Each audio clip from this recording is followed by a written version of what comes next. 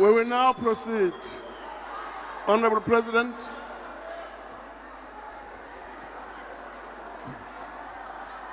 Honorable Chairperson of the NCOP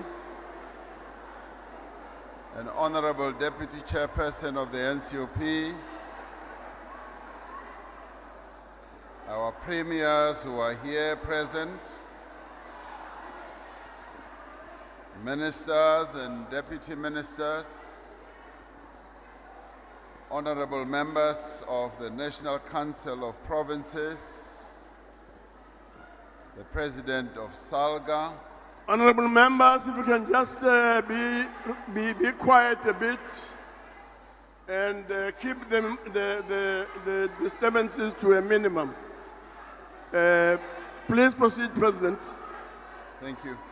MECs and mayors and councillors here present, the chairperson of the ANC in the province of KwaZulu-Natal, Mr. Sponiso Duma, representatives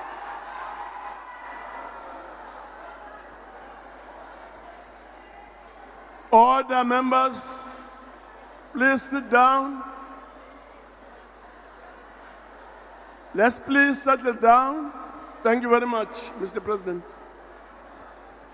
representatives of political parties, traditional and religious and community leaders, and ladies and gentlemen. Ngithanda ukubonga kakhulu ukuthi sithole leli thuba lokuthi sizwe abantu abethu kuleli viki lonke beveza izimvo zabo, and also thank everyone for this most informative and enriching and constructive debate. Today's proceedings have been about putting our people first. Many of the issues that have been raised over the last few days affect the lives of our people in our communities and in our municipalities, but also around the country. The provincial governments have had an opportunity, together with our national government departments, to outline the measures that they are taking to address the challenges that our people are facing. As you sat close to me, Honorable Chairperson, you described in some detail how the engagements with our people have ensued as national ministers and deputy ministers explained in a great deal of detail some of the measures that are being taken to address the challenges that our people are facing. And you also explained how the challenges such as housing, such as water, and many others, as well as local government challenges, were fully outlined in terms of the solutions that our government is and has embarked upon. This debate has also been enriched by the participation of our leaders at provincial level. MEC Shongwe gave a very extensive historical account of the origins of our challenges. He correctly pointed out that we are having to deal with the legacies of colonialism and apartheid that were in the making for 342 years. We have made great progress, he said, in the 28 years that the ANC government has been in office. We often forget, as the people of this country, that for 342 years, this country was being misruled, the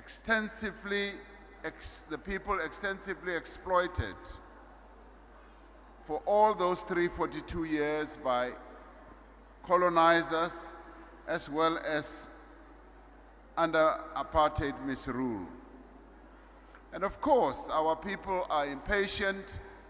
We want to see this country completely changed and all our problems and challenges that had their foundation over 342 years being resolved overnight. But MEC Shongwe gave a very educated outline and account of where we have come from. And he said we ought to know where we come from as we proceed forward where we want to go to. And I thank him for that. Thank you very much, MEC Shongwe. Premier Ntombela, with great passion, urged us never to give up despite the challenges that we are facing. She said, never, never, never give up. Because we are not a people who give up. We are a people who engage in struggle and face our challenges head on. And as she demonstrated how in the Free State they are addressing their challenges, and of course she has great reason to be proud of the great achievements the Free State has made in education, where the Free State has come out number one in 4 years. And obviously also challenging other provinces like Gauteng, which has often been number 2, to a point where Premier Lusufi responded and said, you watch out, we will also be number 1, and suggesting that they may be number 1 next year when the matric results come out. But with great passion, Premier Ntombela, who never gives up, for as long as I've known her, she's always been positive, optimistic, energetic, and always rearing to go. Despite having faced challenges also in Jagersfontein, challenges also in the municipalities in the Free State, but she remains positive. And that is the spirit that we should all have as South Africans, despite the challenges that we face. And thank you very much, Mantombela. Ke a leboga, ngiyabonga ukuthi you remain positive. And of course, progress has been made across the board. And our Premier here in KZN outlined extensively the progress that they've been making, and I'll refer to it in a little while. MEC Mani Lusiti spoke extensively about the need for cooperation with the private sector, but she also said something quite profound, that our mayors must be champions of economic development. I've often said that economic development in our country must start right from the bottom, upwards. Our towns and cities must not be expecting that economic development will be showered from the top. It has to rise from the bottom. It is our towns and cities and our municipalities that must be the bedrock of our economic development. They are the ones who must create that conducive environment at the town, at the city, at the metro level that will attract investors to come and invest. And unless that happens, economic development, growth, and job creation will not easily happen. I often cite the case of China. China is the economic behemoth that it is, the second largest economy in the world, and their objective is to be the largest economy. But that economic growth started at the bottom. It started in their towns. It took the mayors, the councillors, to ensure that they create that climate and they promote investment.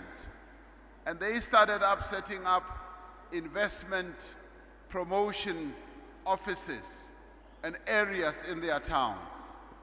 They are the ones who started mobilizing investment. And they are the ones who attracted investment in their towns. And of course, with the help of provincial government, their states, as well as national government, the three spheres of government then started working together. So MEC Mani Lusiti is absolutely correct. It is that cooperation that we must have with the private sector right at the local level, but also our mayors, yes, our speakers, yes, our chief whips, and our councillors must be the economic ambassadors of the areas where our people live. If we do not do that, we will not be able to achieve the economic growth that we want. And as I said in my main input, investments do not happen at the union buildings or in Parliament in Cape Town. They happen right at the lowest level. So that is what we need to focus on. Umamu Pipi spoke also extensively about the issue of economic emancipation. And I know she feels very strongly about this, as we should all. Economic emancipation of those who were relegated to the back of economic development in our country, economic emancipation of the women and empowerment of our country. She spoke about the district development model, that this is what we should use to develop the economy of our country, the economy of our regions, economy of our municipalities. That is what is needed. And if we can embrace the message that she was putting across, we will be able, without fail, to see real economic emancipation of the black people of South Africa. That is where we will be headed. Premier Lesufi, I was rather pleased to hear him outline the plans that they have in Gauteng and the steps that they are taking. And many of our provinces have similar plans. But he put real money behind some of the initiatives that they're taking. Real money to empower our township businesses. They passed the Township Development Act. And with that, they are now armed with real action that can be taken, and putting 650 million rand behind this type of economic empowerment initiative is very powerful. It is new, it is fresh, and it does feel like Gauteng indeed, in terms of the economic plan that they have. And yes, Gauteng has gone out And KZN has also gone out. Eastern Cape has also gone out. And indeed, a number of our provinces to attract investors. What they have been doing in developing their economic zone and attracting a company like Ford to come and invest billions of rands and working with them to create that conducive environment where today we are now going to manufacture 750 vehicles a day. And through that, of course, Eastern Cape does that, KZN does that, we will be competing with countries like Germany, like Japan, like Korea, in terms of making vehicles that will be exported. And the market that Gauteng and of course other provinces are targeting is the market on our continent. Through the Africa Continental Free Trade Area, we will be able to sell our vehicles, the products we make, into the rest of the continent. So where we are at the southern tip of our continent, many countries see us as the entry, the gate into the continent. And that is why investors, yes, are coming to South Africa and investing so that we can all capture the African market.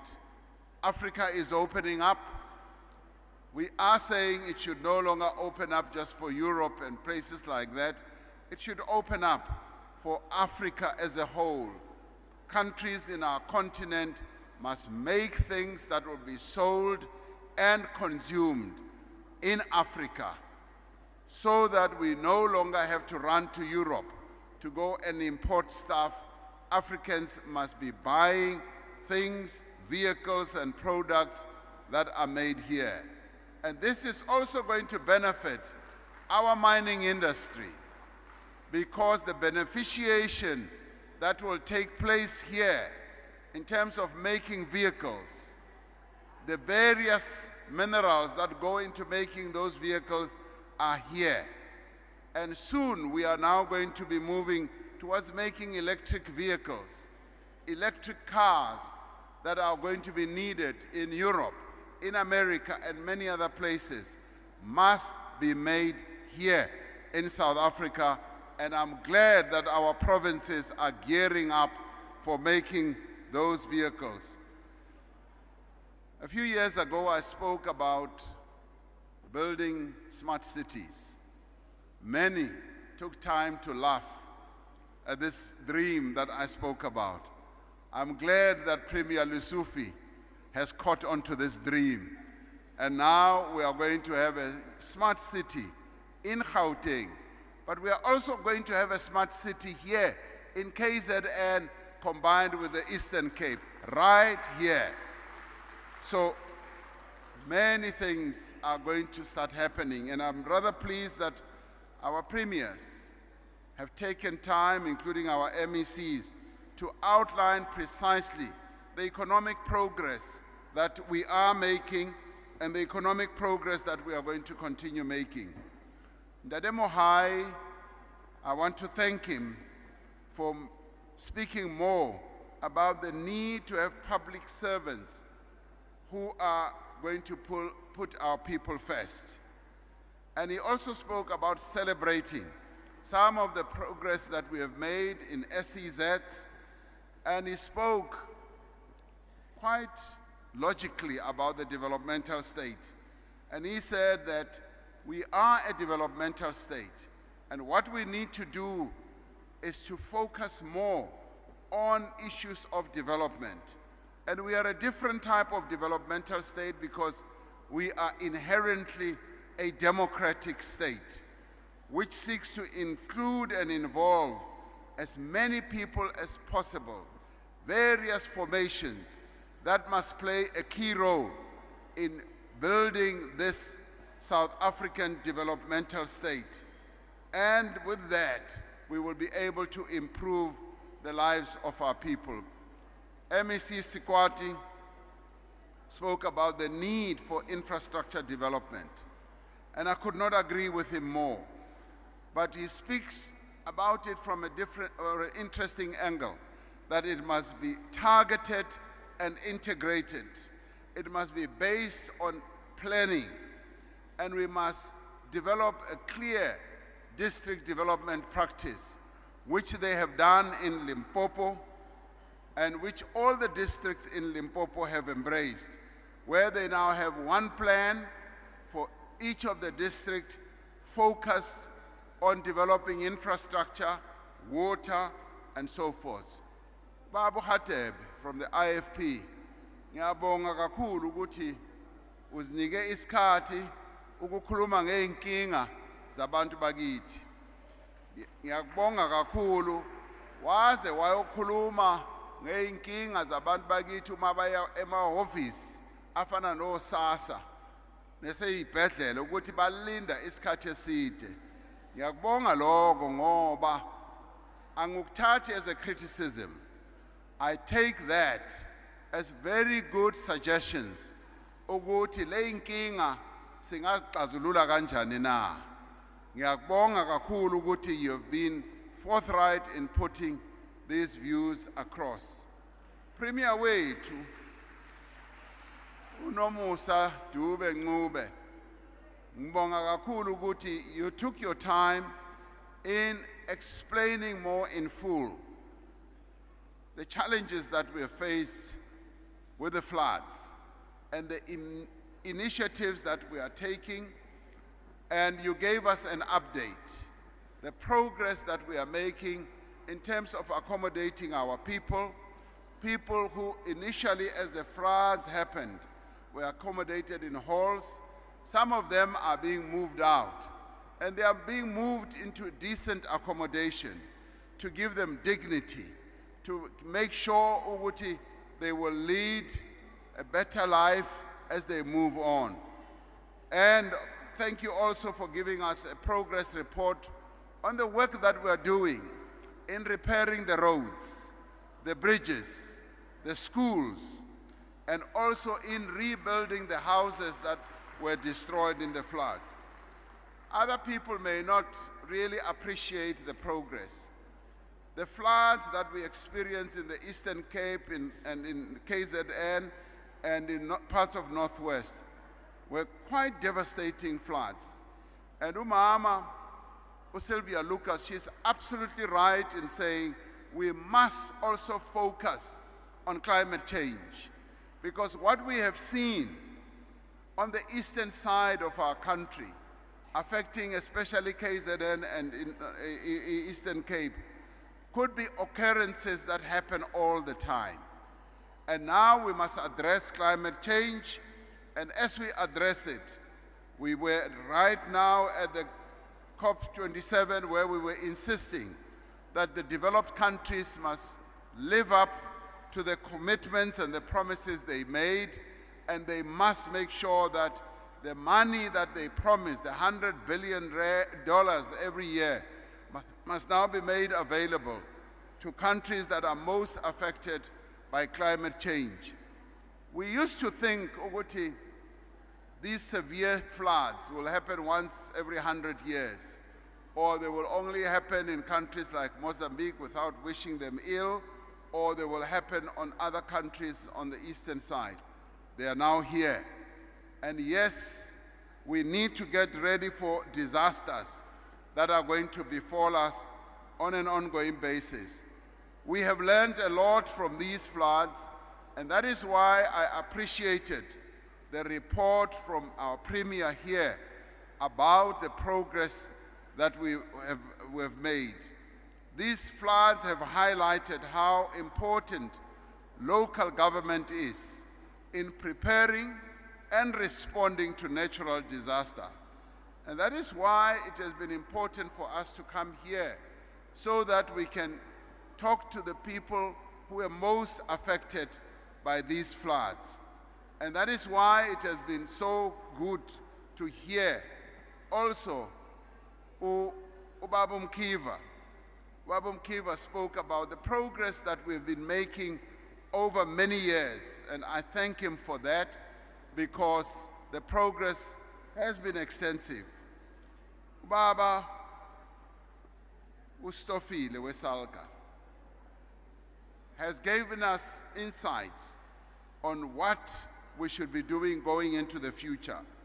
The fiscal architecture that Salga would like us to start looking at, to remodel, yes, even local government, so that we can avoid some of the challenges and the problems that we are having.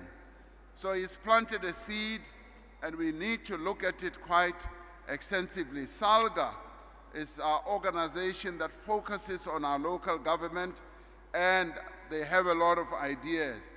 I also particularly like the ideas that they've put forward with regard to helping our local governments to pay their debts, to collect money, and how we can get companies to cooperate and also to play a role.